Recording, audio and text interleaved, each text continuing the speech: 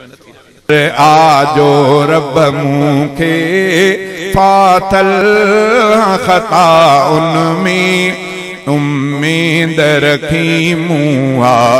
तुझे रहमता उनमें ताक़त भला कहिड़ी बीमारी छॾाए दवा ताक़त भला कहिड़ी बीमारी छॾाए दवा रखंदो आ शिफ़ा जो असर तूं ई त दवा उनमें उम्मीद रखी मूं तुझे रहमता उनमें कर आजो रब मूंखे फाथल ख़ता उनमें उम्मीद रखी मूं तुझे रहमता उनमें तोखे न मञनि था जे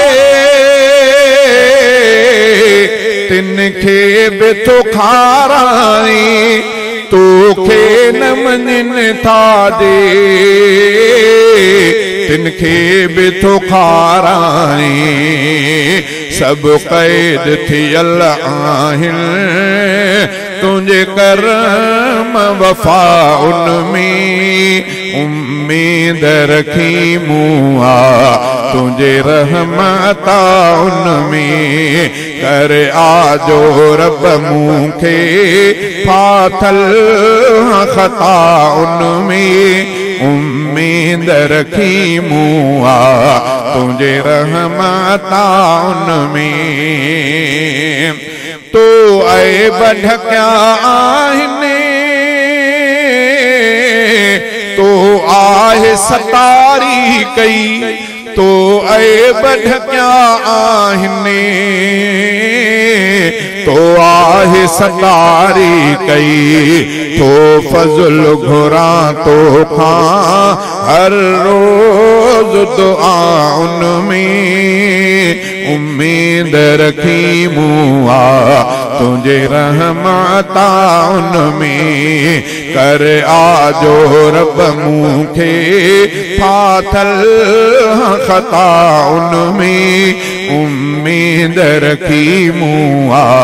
तुझे रहमता उनमें ईमान जो नूर अता कर मूंखे खुदा दिल में ईमान जो नूर अता कर मूंखे खुदा दिल में कुफरान गरक आहे ऊंदहे जफा उनमें उम्मीद रखमता उनमें सौ खून कंदड़ बख्शी बेशक तू गफूर आहे सौ खून कंदड़ बख्शी बेशक तू गफूर आहे ईमान तो पुख्तो थे तुझे रहम कथा उनमें उम्मीद रखी मूं तुझे रहमता उनमें तंदुरुस्ती ॾिनी तो औलाद ॾिनई इज़्ज़त